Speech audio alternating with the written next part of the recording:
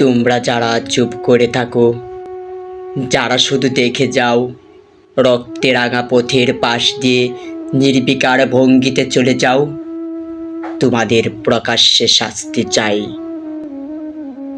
যখন আগুন জ্বলে ঘরে ঘরে চিৎকারে কেঁপে ওঠে রাত, তোমরা কাচের জানালায় পর্দা টেনে স্বস্তির ঘুমে চোখ বুজে থাকো, তোমাদের প্রকাশ্যে শাস্তি চাই।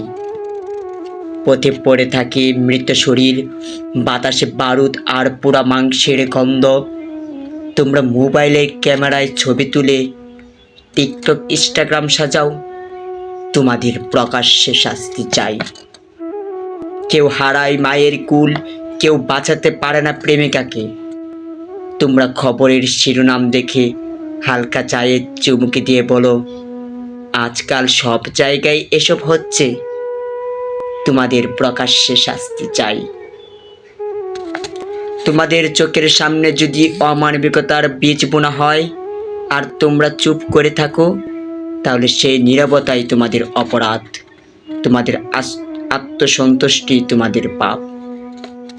তোমাদের চাই জনসম্মুখে বিচার, তোমাদের চাই প্রতিটি নীরবতার মূল্য চুকানো, তোমাদের চাই প্রকাশ্যে শাস্তি।